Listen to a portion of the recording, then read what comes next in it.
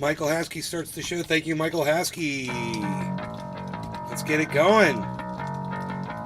Prepare yourself. Hey, everybody. Trending Day reporting and trying to sound like Tron and on to keep everybody all excited and do lots of up talking, right? We're going to call that up talking. We're doing some... Let's get ready to rumble. Hello, everybody. Welcome to the show. Line and take cash in your chips. You sniveling, whining, self-loathing hypocrite. Blame it on Rio or the woman in red. Don't fool yourself, it's all in your head. You're the mascot of the Looks like we got Rumble back. Look in the mirrors, count insecurity.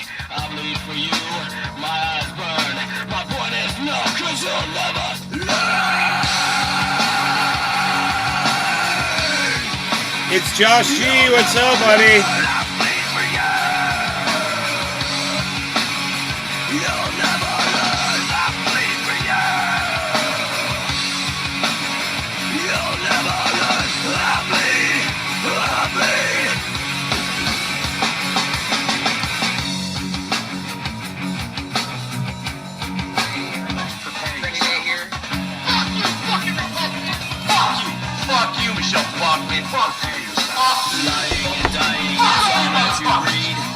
Hey Lisa! Hey Marty!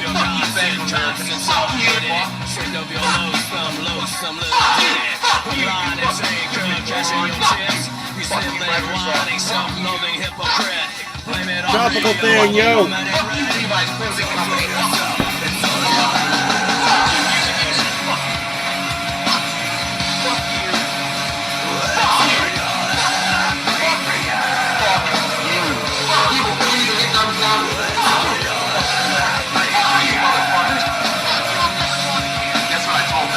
It starts with an F.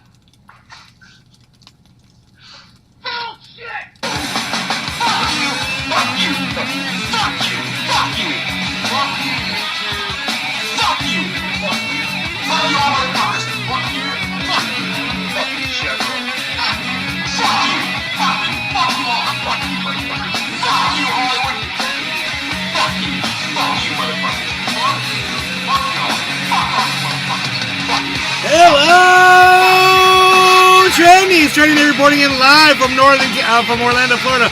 Home of Trendy as Towers and all things trendy, where you find me and you, the hashtag trendies on all forms, sources and sorts of social media. Especially Rumble today. It's actually working. Yay! I would fucking kill you! If you were here, I'd fucking stick my finger in your fat fucking turkey throat!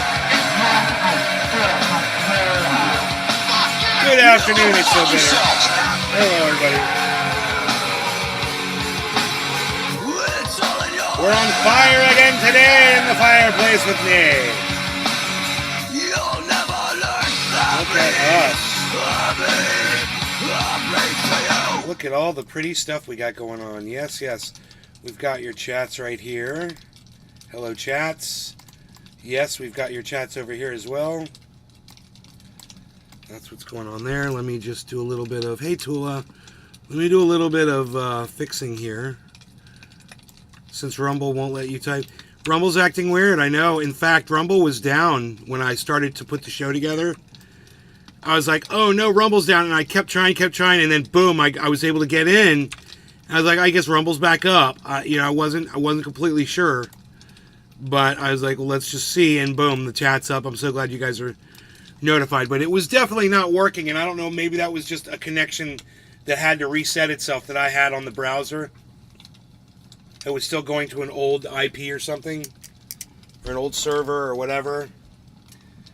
But I got it, man, and I'm just so happy that it's up and running, man. You know, it makes me very happy. So I said like Donald Trump there for a second. Makes me very happy.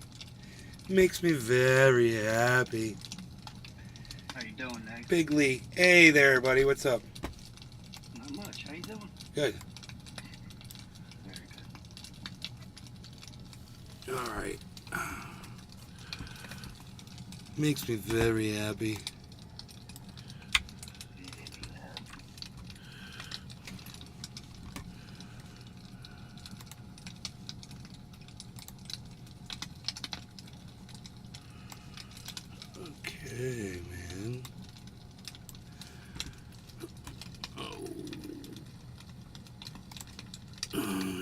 Token Tony Z here. There he is. Token Tony Z. All right, man. And Bitcoin is rocking back up to 42.3, which is great. We got it all the way up to 42.5. Okay, that shit wasn't cool, dude. You just ripped the seat up. Harley just fell off my seat, and as he fell off it, he put his claws into it and tore it. Yeah, great cat. So everybody saw that, right? Everybody could see what I have to deal with. And I knew this was the day I was having when I woke up this morning. I said, that's one of those days. Oh,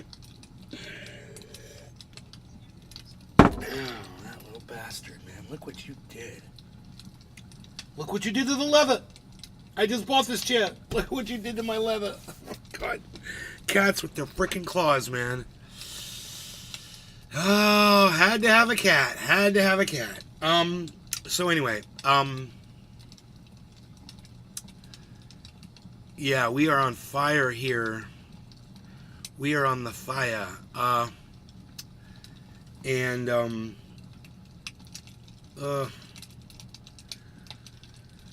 There's something going on, but I kind of forgot what it was. Maybe I can find it again.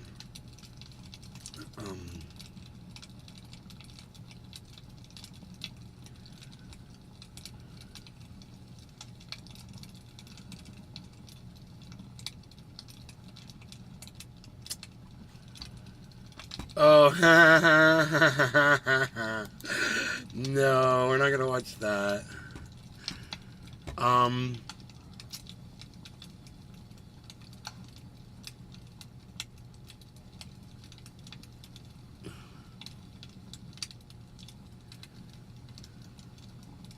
My feed, my YouTube feed is so depressing, man.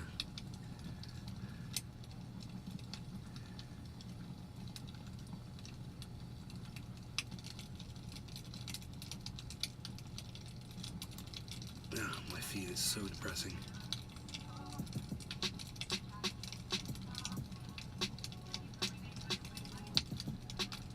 Oh, God.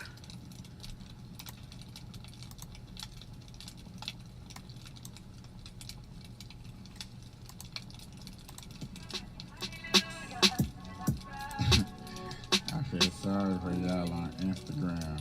Y'all just gonna be able to hear. Y'all ain't gonna be able to see y'all. Oh, my goodness.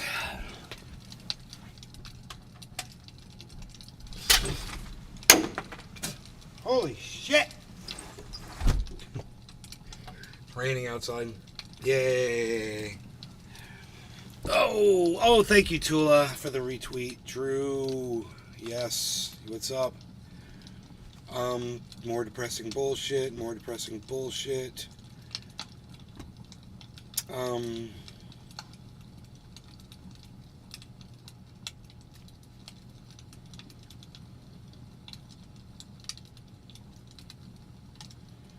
More depressing bullshit. All they're giving me are these shorts now, man. It's fucking idiots.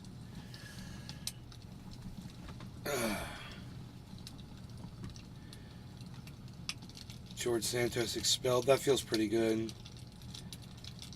Yeah, let's watch that, man. Because, you know, if there's one thing I can't stand, it's fucking George Santos the liar. And what he did. I mean, there's one thing to tell lies and to misrepresent things because you have petty reasons to do so. And then there's just going out of your way to lie to rip people off, which this guy did. And it's just so blatant, and people just ignored it. And after this guy was elected and it all came out, a lot of people still supported him because he was a Republican. Let's watch this video and see what Legal Eagle has to say about it. Let me see if this works. Yes, it does. Alright,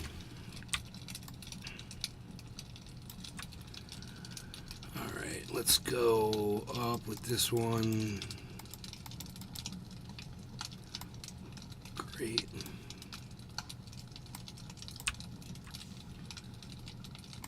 Representative George Santos has been expelled from Congress. It's shocking because George Santos had one heck of a resume. He's the grandson of Holocaust survivors, the former star of the Baruch College volleyball team, a financial whiz kid who worked on Wall Street, an animal lover with experience in the nonprofit sector, a producer on the Broadway smash hit Spider-Man Turn Off the Dark, and an actor who appeared on Hannah Montana. His life story... Understand every single thing, every single credential that Legal Eagle just repeated about George Santos was one of his many lies. Every single thing turned out to get vetted to be untrue. Has been touched by some of the biggest events of this era. He lost 4 employees in the Pulse nightclub shooting in Orlando. Lie. His 5-year-old niece was kidnapped by Chinese communists at Lie. a New York playground. His mother was the first female Lie. executive at a major financial Yeah, institution. that's a lie too. But like others who worked in finance in Manhattan, But she was tragically let's murdered go on ahead 9/11. Santos has gone because through- we're a bunch of dumb Republicans. Let's go ahead and keep supporting this fucking liar because we're that desperate to win fucking elections and to impose our evil on people, and we need that extra vote. Wow, yeah. more in his scant 25 years on this planet than many have experienced in an entire lifetime. As some have described him, he's Forrest Gump, but evil. Oh wait, absolutely none of the things that I've just said are true in any way. Santos Do you guys like that? Oh, and I haven't seen this before, but I knew it. His grandparents were from Brazil. His mother was a cook living in Brazil on September 11th, and thankfully she lived for 15 more years. He didn't attend Baruch College, or any college it seems. He wasn't a Broadway producer. His financial expertise consists mainly of credit card theft. None of his employees were murdered. His niece was never kidnapped. He's Catholic, not Jewish. He stole puppies from the Amish, and I could go on. However, George DeVoler Santos finally had... He left out the biggest doozy of all of them. He ripped off a veteran over the guy's dog that needed medical care, and the dog ended up dying. As an accomplishment, he can hang his sweater vest on. On December 1st, 2023, he became just the 6th lawmaker in U.S. history and the first Republican to be expelled from the House. And you might be laughing now, but unlike most of the members who voted to expel him, Santos really will go down in American history. So today, let's talk about how to get legally expelled from the House of Representatives. Now, all those lies made Santos a fabulous, but not necessarily a criminal. As we've talked about many times on this channel, politicians can lie to American citizens, often without repercussion. Okay, and that's bullshit. And put me in there, and I'll change that, and I'll make it a law. And if you get caught lying, then you lose your position, you have to pay fines, and you go to jail if you keep doing it. Donald Trump, you'd be in prison for the rest of your fucking life. So would Joe Biden. However, on May 10th, Santos was indicted on 13 criminal counts of wire fraud, unlawful monetary transactions over $10,000, theft of public money, and false statements. As Scowl Al Spencer explained at the time, it contains 13 criminal counts, including wire fraud, unlawful monetary transactions over $10,000, theft of public money, and false statements. And in October, prosecutors hit Santos with 10 more counts of conspiracy to commit offenses against the U.S., including wire fraud, making false statements to the Federal Election Commission, falsifying records, aggravated identity theft, and access device fraud. The criminal charges finally prompted the House Ethics Committee to start an investigation, and the committee released a 56-page report on John November Mallory, 16th. right on, buddy. It says Santos stole money from Feel his free to campaign, come on over to Rumble, reported bro. I'll fictitious give you a loans, link. deceived donors, and engaged in fraudulent business dealings. The report says There's Santos a link used to that money Rumble. to cover Come on his over to personal Rumble, expenses. man. Now, Santos has a penchant for wearing sweaters under his blazers, but he apparently used campaign funds at luxury clothing retailers like Hermes, although I've yet to see him wear anything that costs over $4,000, as detailed in the report. Santos visited a plastic surgeon and spent almost $3,000 on Botox, which may or may not have worked. He used campaign funds for other medical spa visits, including a $1,500 purchase on the campaign debit card at Mirza Aesthetics, and a $1,400 charge at Virtual Skin Spa. He spent $3,300 in campaign money at an Airbnb in the Hamptons and $2,200 in Atlantic City. He spent money on OnlyFans despite claiming that he had no idea what that site was. Just discovered what OnlyFans was about 3 weeks ago when it was brought up in a discussion in my office. What do you think? And I was oblivious to the whole concept. Now, we don't know for sure what he purchased on OnlyFans, but hopefully soon we'll find out the naked truth, expose every detail, and lay bare the stark reality. You're so The funny. Ethics Committee also accused Santos of stealing What a campaign donors' wordsmith. identities and racking up thousands of dollars in unauthorized charges on their credit cards to benefit his campaign and himself personally. This misconduct includes defrauding other members of Congress and their families. Ohio Republican Max Miller said Santos, quote, had charged my personal credit card and the personal card of my mother for contribution amounts that exceeded FEC limits. Neither my mother nor I approved these charges or were aware of them. The charges resulted in Miller spending, quote, tens of thousands of dollars in legal fees to resolve the situation. Miller claims he had seen a list of 400 people, including other Republican House members, who Santos also defrauded in this way. The day before the vote, Miller and Santos exchanged barbs about this, with Miller saying, You, sir, are a crook. I know I should direct my comments to the chair. Santos fired back by referencing accusations that Miller assaulted his girlfriend. My colleague wants to come up here, call me a crook. Same colleague who's accused of being a woman beater. Just a real classy dude there. Now, obviously Santos is going to need a good lawyer for the DOJ's prosecution, but if you want a great lawyer, my firm, the Eagle Team, can help. If you've been in a car crash, suffered a data breach, or have a workers' comp issue, we can represent you or help find you the right attorney. It's important to talk to a lawyer right away so you can get the best representation and find out what your options 15 seconds. are. So just click on the link in the description for a free consultation with my team right away. Because you don't just need a legal team, you need the Eagle Team. The link is down below. Now, the Constitution grants each House of Congress the power to, quote, punish its members for disorderly behavior and, with the concurrence of 2/3, expel a member. Expulsion is the process of ejecting a member of Congress after that person has been elected and seated. The ethics committees have jurisdiction to investigate the conduct of members that might reflect poorly on the body of Congress in which they serve. During the Constitutional Convention, the Founding Fathers never discussed the type of misconduct that would warrant expulsion. They were more concerned with providing a restraint on that power, hence the 2/3 majority requirement. There wasn't much debate about the meaning of the expulsion clause, leaving future Americans with the responsibility of figuring out how it applies. And while the Founding Fathers probably never contemplated a member of Congress using campaign funds to buy an OnlyFans subscription, that probably qualifies as something that can lead to expulsion. Now, the Supreme Court and lower federal courts have not decided a case about the expulsion of a member of Congress because members who weren't expelled haven't challenged their expulsions in court, though some members like James Traficant and Charlie Rangel sought legislative review of disciplinary proceedings that were invoked pursuant to the expulsion clause. But courts demurred because of the political question doctrine. Now, we've talked about the political question doctrine in the past, most recently in the video about whether Trump is disqualified from the presidency. Political questions are controversies that are so politically charged that the courts shouldn't get involved, preferring to leave it up to the legislature, which would almost certainly apply in the case of expulsion. Then there's also the separation of powers issue. The three branches of government would rather police themselves than have the other branches meddle in disciplinary matters. So Congress says it has the sole right to discipline its members, while the Supreme Court insists that Congress has no right to impose an ethics code on the justices. Yeah, they obviously do such a great job. Has discussed the expulsion power in dicta from time to time. They do such a great job of policing themselves, by allowing somebody like Santos to get in there, or Marjorie Taylor Greene, or Lauren Boebert. For example, in 1972, former Senator Daniel Brewster challenged his bribery indictment on the basis that his conduct was protected by the speech and debate clause. The court held that the legislative privilege does not encompass all legislative acts, and Brewster could be prosecuted. The court observed that when it comes to discipline and expulsion, quote, an accused member is judged by no specifically articulated standards and is at the mercy of an almost unbridled discretion of the charging body that functions at once as accuser, prosecutor, judge, and jury, from whose decision there is no established right to review. Now, some lawyers are changing gears.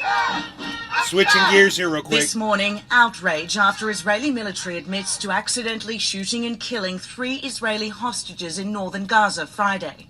Protesters gathering in Tel Aviv demanding answers. Like Yuval Baron, the son-in-law of hostage Keith Siegel, also an American citizen. All the hostages we got back in the last few days were all dead bodies, and these people are still alive, can still be saved through proper negotiation like was done before. The men now identified as 28-year-old Yotam Haim, 26-year-old Alan Shamriz, and 22-year-old Summer Talalka. The IDF claiming troops misidentified the hostages as fighters during intense combat in the city of Shijaya. What went wrong? Well, obviously, we misidentified hostages for enemy combatants and sadly shot them. It is something that sadly can be expected of such a chaotic fucking battlefield. idiot. You create, you know what? Calling the deaths an you create your own fucking chaos, you idiot. You created the chaos. Fuck you. Tragedy, saying the entire state of Israel will mourn this evening. Oh, the yeah. IDF telling They're me really they mourning. can't guarantee this they won't should have happen. been in mourning when they realized that Netanyahu was committing a genocide on their fucking dime.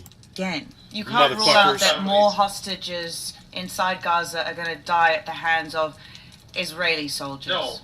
No, hopefully not die at the hands of our soldiers, but definitely that there will be instances like this in the future. Definitely, we're we definitely cannot going to kill rule more that out. Jews. So far, at least 20 Israeli hostages have died, and more than 100 They're are thought out of to remain control. in Gaza. Yo, Pinoy. This is Hamas They're out launched of a rare control. rocket attack at Jerusalem earlier in the day. Air raid sirens sounding the alarm for the first time in over a month.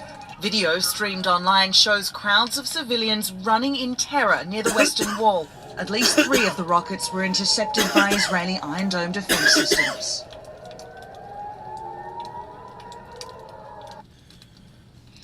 Fucking A, dude.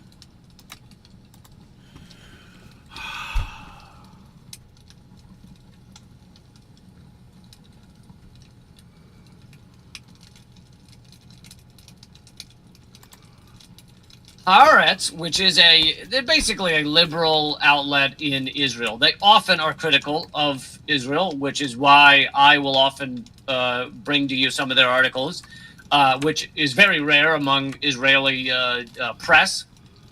But they are often critical of Israel. However, they are still within basically the Overton window, and so they actually called out the gray zone as fake news for saying that many of the festival goers, right? That's one of the things people have talked about most in this in the October 7th event, were the I can't remember. I think it was 100 or 200 people. It was a lot of people that were murdered at the rave or festival or whatever music event 3 miles from Gaza, and so hundreds killed. Now, people have said, the propaganda is that Hamas just ran into this festival and started mowing everyone down that they could.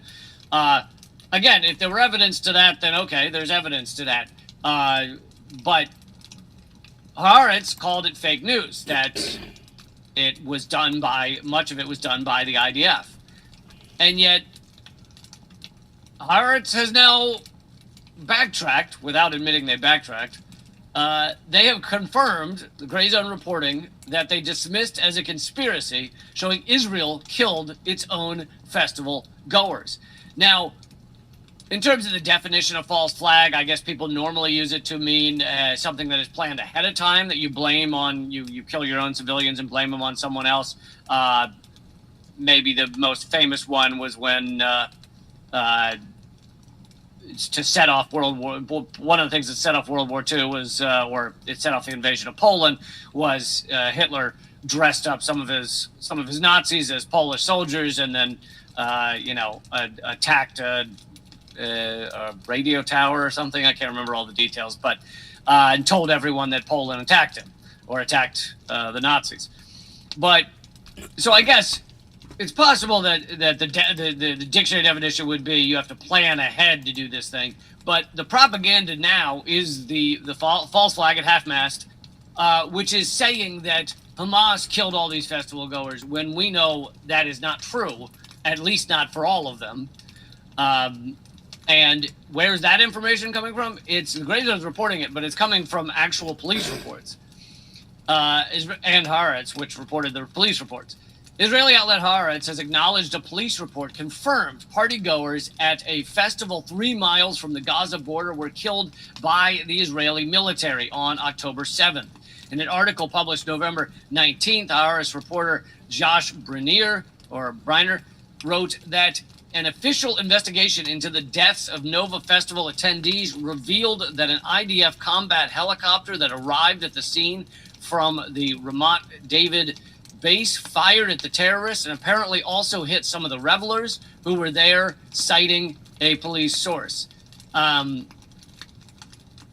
let's see, here's the actual article. According to a police source, investigation into the incident also revealed that the IDF combat helicopter hit some of the revelers. Okay, 300, I had said 200. 364 people were killed at the festival. But this also would explain, now they don't say how many the IDF killed, but this would also explain how you have such a breathtaking number of deaths. No, it wouldn't lead. No, see, you're wrong. They probably killed a couple. They probably did. They're fucking sloppy bitches. And who knows who was in on this and whatever. But at the same time, Hamas went in there with fucking assault rifles, with machine guns, with fully automatic weapons. They found people who were herded in concentrated areas. They got a rock concert. They went into kibbutzes where people are kind of gated in. They're in their homes. They're in these areas. They're easy to fucking corral and kill. Large groups of people, families of 5, 6. Go in, kill all 6 of them. Boom. You got a machine gun. You know, he's making a statement there that is just, totally off the cuff. And it does. And I hate when he does this because he's dry. Sometimes he's hard to listen to sometimes. And at that moment right there, he's just like riffing and not making any sense. You know, listen to him. Listen to him say it one more time here. People were killed at the festival, but this also would explain. Now they don't say how many the IDF killed, but this would also explain how you have such a breathtaking number of deaths. No, absolutely not. You know, Hamas gets the credit for, I would probably say, 99% of the deaths on that day. And all that, if that was the United States, would come out investigations. Each body would be investigated, and you'd find out what kind of munitions were involved in each death. I don't think Israel's going to have that kind of transparency. And I do believe that Israel was firing into friendly areas to try to kill some of these guys. And I do believe that may have been intended to kill even more people. Absolutely.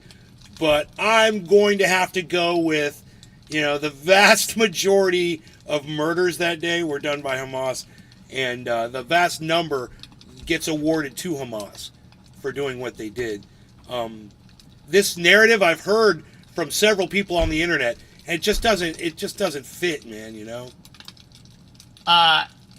This is a grisly thing to talk about, but your average mass shooter is not able to kill more than a dozen, or in the very rare cases, a few dozen people. What? What is he thinking, man? Now he's just going into La La Land. I cannot believe he's saying that. Dude, when you are a Hamas soldier and you're on the back of a motorcycle with a backpack and an assault rifle, what do you think's in the backpack, Lee?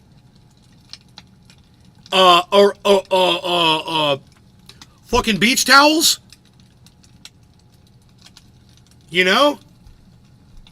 So everybody in the audience right now, tell me what's in the backpacks.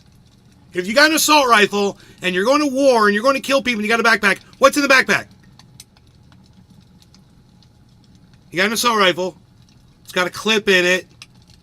You probably kill 30 or 40, maybe 50 people with that clip. Right? It's a machine gun. Come on, work with me. Work with me, folks. What's in the backpack? You got a gun. You got a clip in it. What are you bringing with you? Come on, somebody. Who's with me here? Come on, folks. You can do this.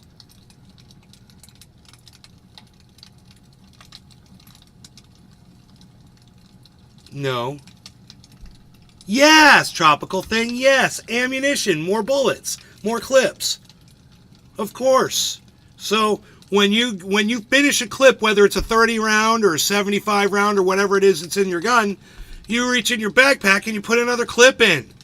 For him to think that one person isn't capable of killing 100 people with a machine gun at a festival where people are running like cattle across a field, or in a kibbutz where everybody's cornered in, it's hilarious. I mean, he's really going to go with okay, great. So where's all the witness accounts, Lee?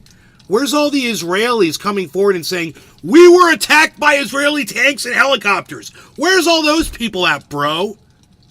Where's the witness reports, man? I got news for you, bro. Yeah, the internet might be down in Gaza, but all the Israelis still have access to the internet. And I guarantee you, if they saw their own country mowing them down, you'd probably be hearing it in podcasts, posts on the internet. They've got access. I'm confused about that. And like I said, he's not the only one to say this. the worst mass shooting in American history was the Las Vegas one, and the reason that went on so long, meaning he was basically able to just keep murdering people, was because he was up in a hotel room and they couldn't find him, and so he just kept firing on people. Right.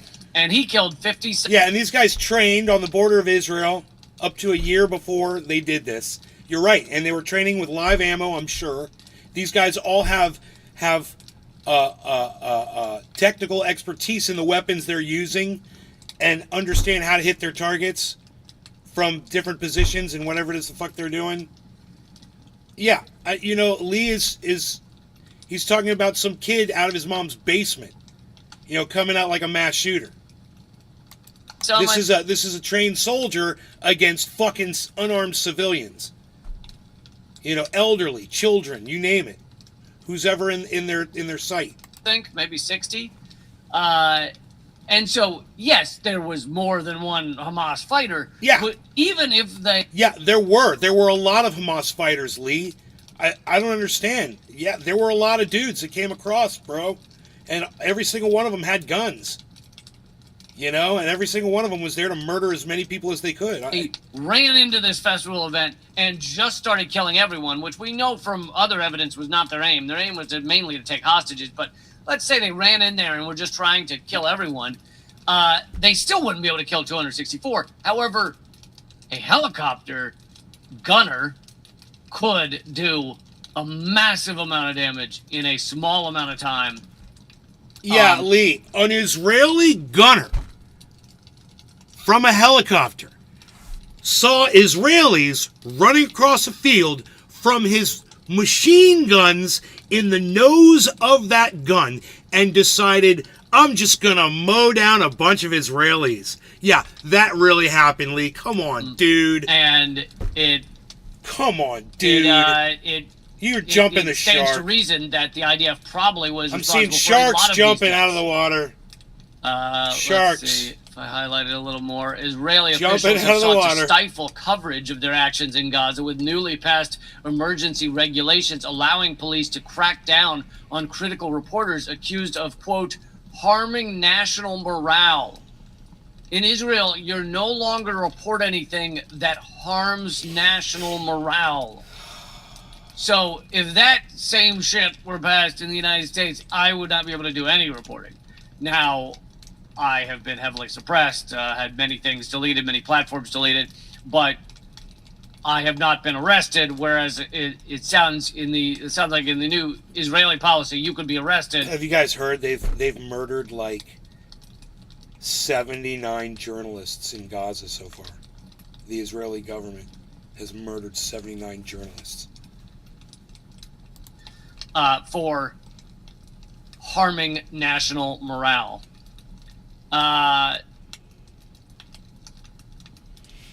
The article continues, Tel Aviv's restrictions on media efforts to cover its deadly siege extend to Gaza itself, with CNN's Fareed Zakaria admitting, and Fareed Zakaria does neoliberal manufacturing of consent for war endlessly. So when these CNN and MSNBC anchors are forced to admit these things, that means it's really getting pretty bad when they're the ones admitting it. But Fareed Zakaria admitted that as a condition to enter Gaza under IDF escort, outlets have to submit all materials and footage to the Israeli military for review prior to publication.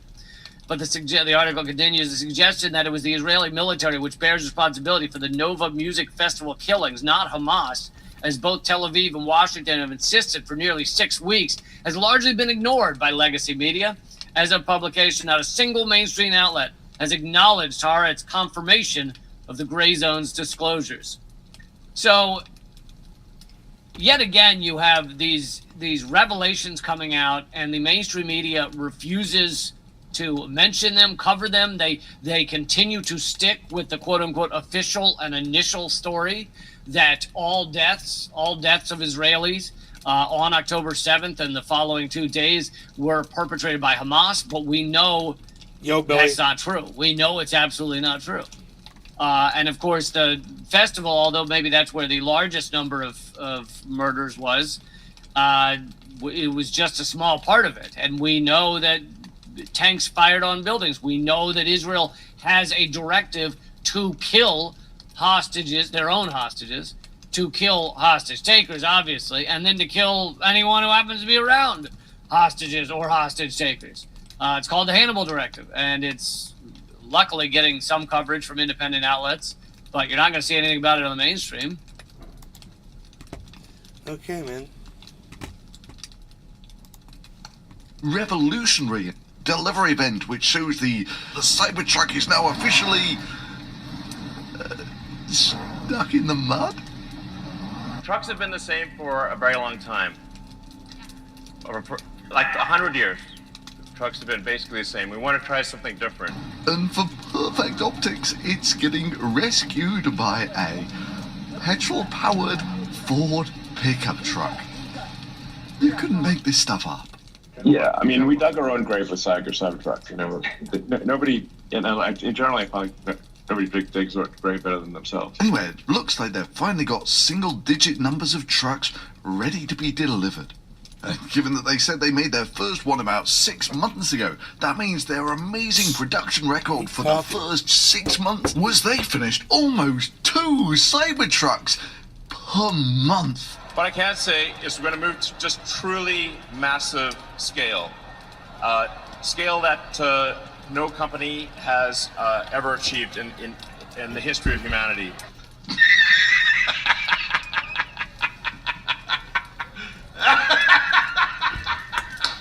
Stand by, Jonah. We might need you quite a lot in this video. But I think we can all agree, with production numbers like that, Elon Musk deserves his rock star entrance here.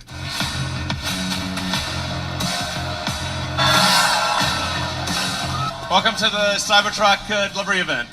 And they spent so much money on the truck that they couldn't afford lights anymore. So, I'm going to do it from the back of the truck here. Actually, I'm going to guess the whole no lights thing was quite intentional. For some strange reason, this clip keeps coming to mind. So you're going to make me look sexier, but it's awfully dark in here. Light is not your friend. All right, let's do this thing. Once in a long while, a product comes along that No, is Laurie, Granny Canvas, everybody cheers. rare. Yes, folks, once in a long while, someone has the brilliant idea of designing a truck so ugly that it's best appreciated when the lights are off. Is that it? You know, with the Cybertruck unveil, it was all brightly lit, razzle-dazzle. They wanted you to see it. With the delivery event, it was kind of like they didn't want you to see what they'd made. You know, it's sufficiently dark that the cameraman actually has trouble finding Elon Musk in the dark. Special moments. You can also see instantly, if you compare between the unveil event some 4 years ago and the delivery event, there are things that they proudly proclaim in the unveil event.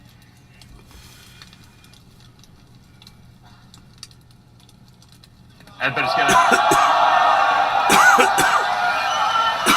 He doesn't cover it unless he hates it deeply. He hates Elon Musk. That's one thing I love about at the delivery event. Musk doesn't mention once how much it costs and how far it can drive, but does find time to discuss these really important details. And you're right, it takes away from his ability to cover it properly because he's so biased. In the car. I mean, really, in the entire delivery event, I see that. Not one single mention of the cost of the truck. Oddly, that's exactly what happened at the Tesla semi-delivery event.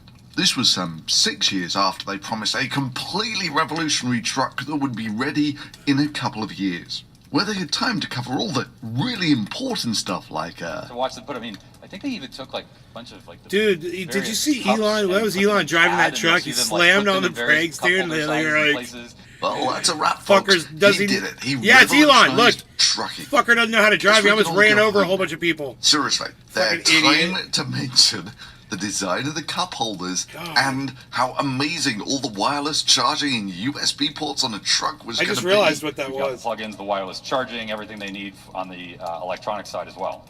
But curiously, Wireless didn't have enough time to charging! cover some trivial Wireless details like how many charging! they're actually delivering, how much they cost, and how much cargo they could haul.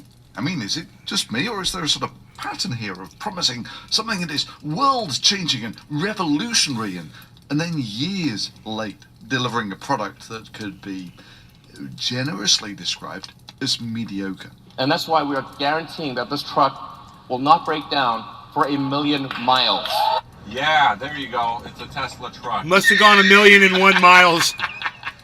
With the service battery coming up to it. Tesla service truck. Big Rick Wrecker. Yeah, and there's only like 35 of these things on the road or something. Starting with performance. So we have an acronym we came up with. And ended up delivering literally the slowest truck. No, Guess we can all go home now. No, he literally he guaranteed that none of those things would go after 1,000,000. I mean, just that on its own.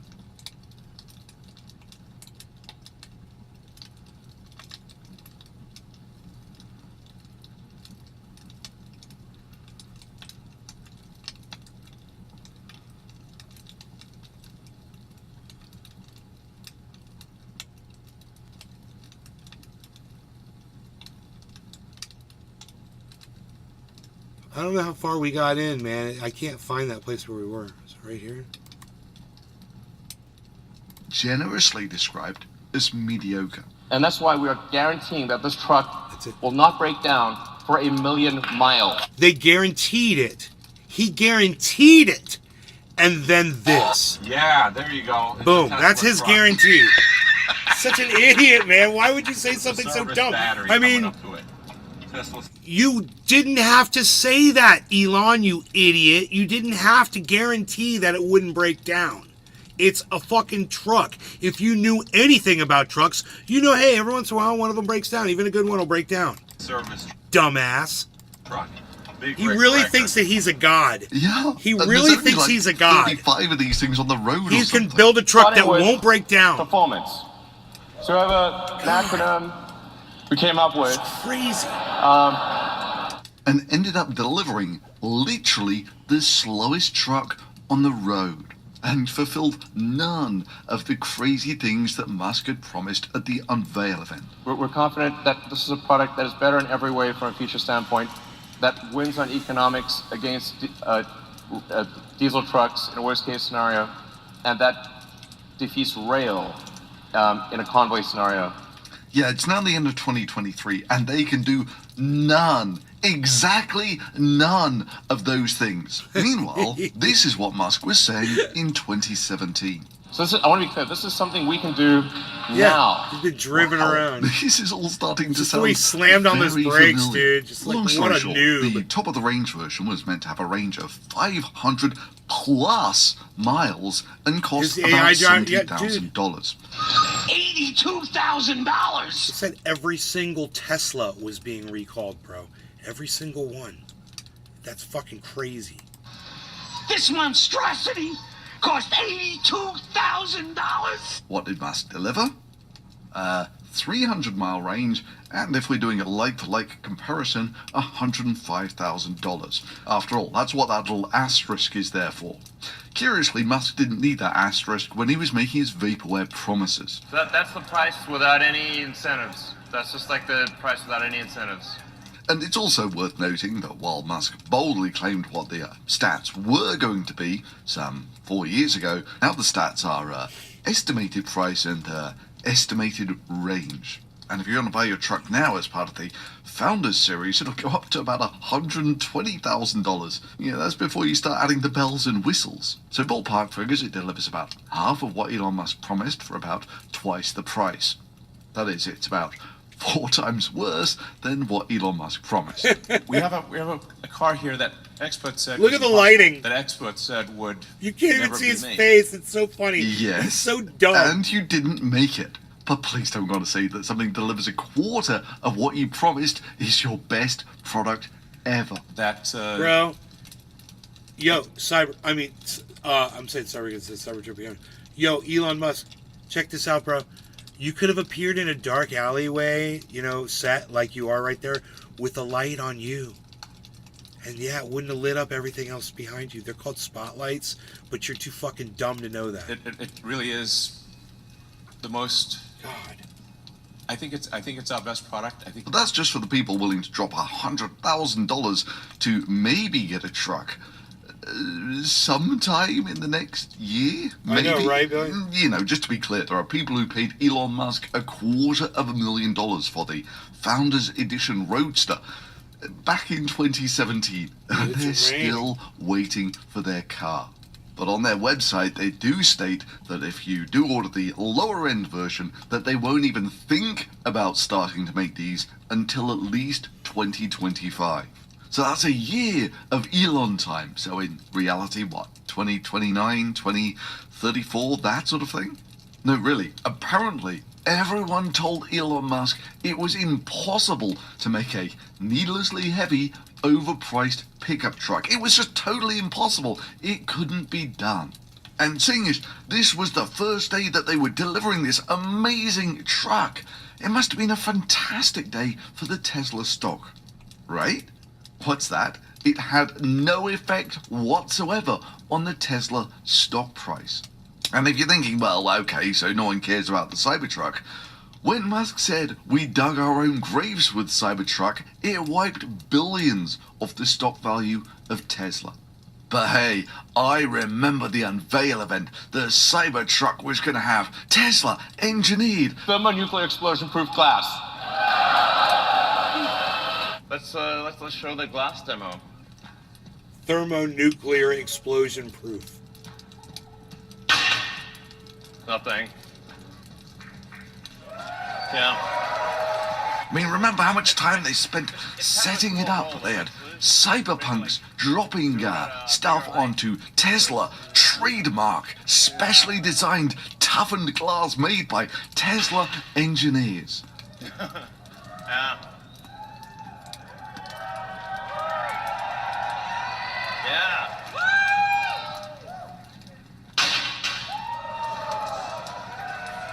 Until, of course, they came to actually try it out, and it didn't go so well. Franz, could you try to break this glass, please? Sure? Yeah. Oh my fucking god. Well, maybe that was a little too hard. It didn't go through. So that's a plus side. Let's try the right. Try that one, really? Okay. Yeah. Sure. Oh man, it didn't go through. Once every 5 to 10 years, something really special. I like how he's like, it didn't go through. A really unusual product comes along. Any questions? And we'll remember those special moments. We sure do, Elon. We sure do. But hey, now we're at the delivery event. I'm sure Tesla is going to do it properly this time. And, Franz, maybe we should try it again. Sorry, what's that? Rather than redesigning the car, they redesigned the metal ball to a baseball.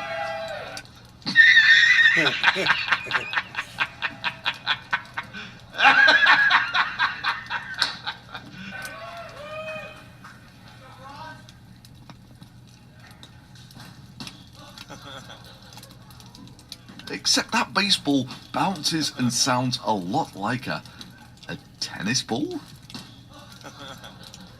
Maybe a reminder of how bouncy baseballs are on a hard concrete surface.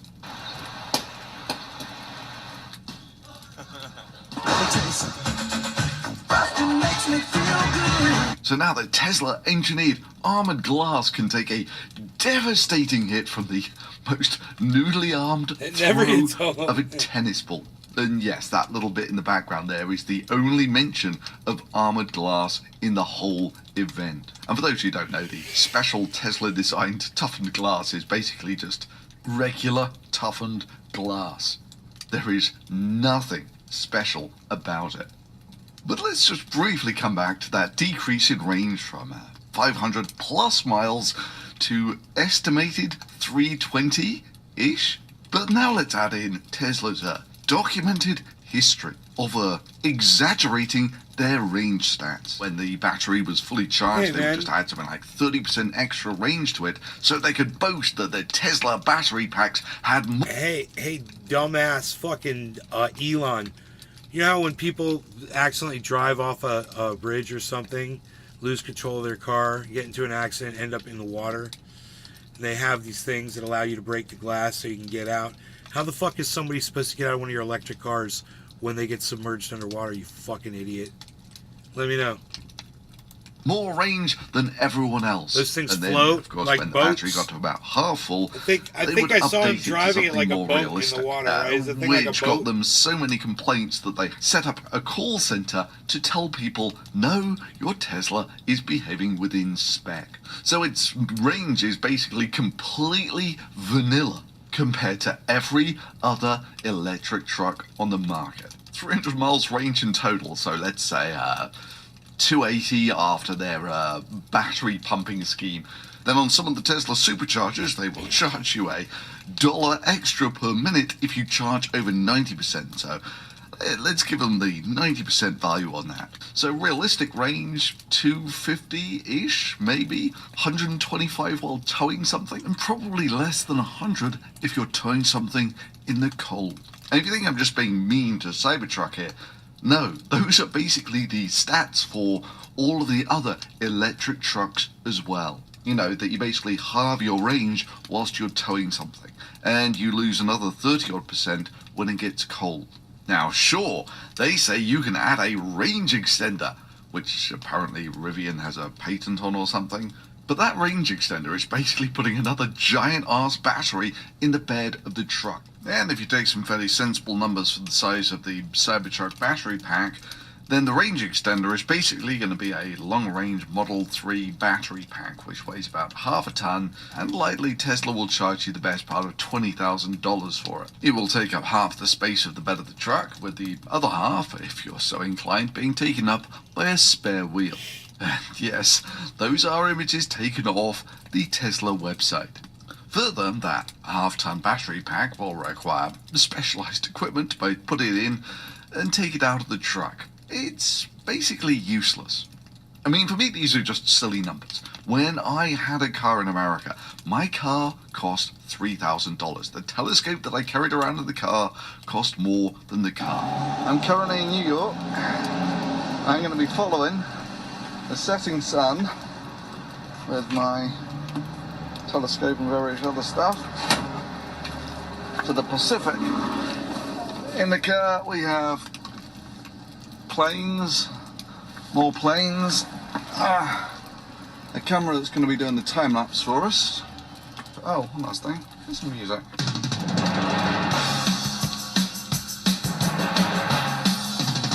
And it worked fine for the best part of a decade. The concept of blowing $150,000 is getting on for the price of a house on a truck is just kinda alien to me.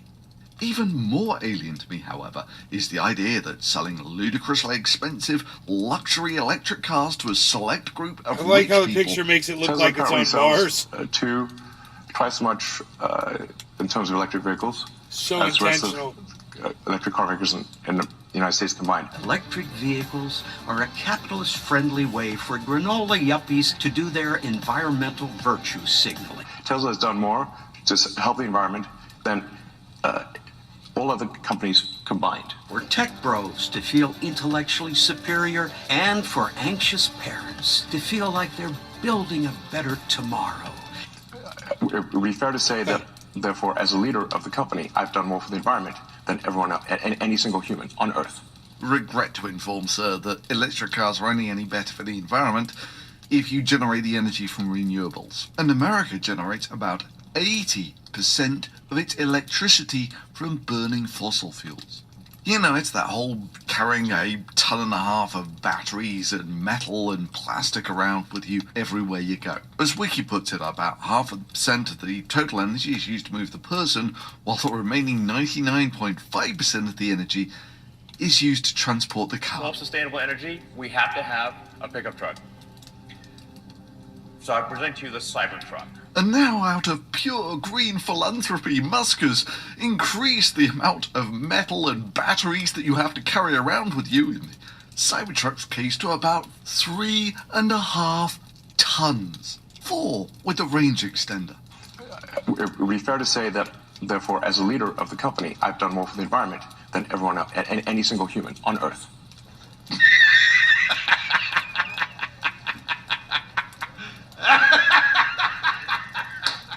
And this lecture in self-righteousness was brought to you free of charge by a guy whose jet travel alone has a carbon footprint about 100 times bigger than the average person watching this video. And what I see all over the place is people who care about looking good while doing evil. Them. Okay? You see, basically any form of public transport, you know, those things that Musk is vehemently opposed to, is about 10 times better for the environment than an electric car. In fact, it's since come to light that the only reason Musk proposed the Hyperloop, not his idea, just a vacuum train, but the only reason he proposed it was to try and sabotage the California high-speed rail. He tried to sabotage something that would have been better for the environment. For what? Insert your reason here, but presumably so he could sell more electric cars that would be worse for the environment. And what I see all over the place is people who care about looking good while doing evil. You don't say, Elon. You don't say. Anyway, back to Cybertruck. Yeah, they are hardly amazing stats for a truck. The only real difference is this has body panels made out of 3mm thick stainless steel, which is just a stupid thing to make a vehicle out of.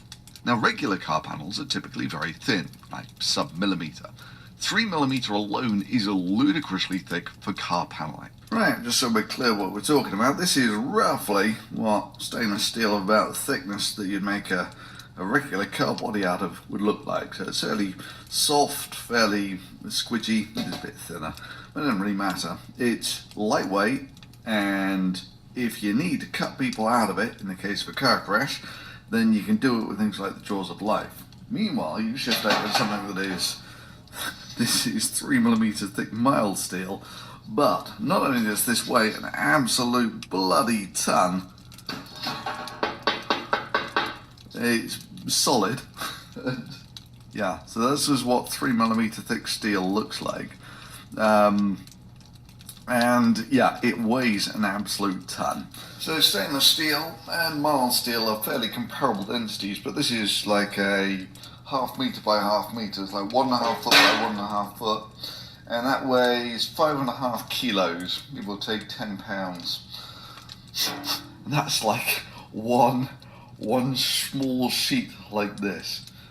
It's needlessly heavy, and what does it get you? Doors that weigh about 30 kilos, 60 pounds. Look, if you're worried that a long-range battery's too big and heavy, and you're just carrying them around, and it's just diminishing the performance of your car.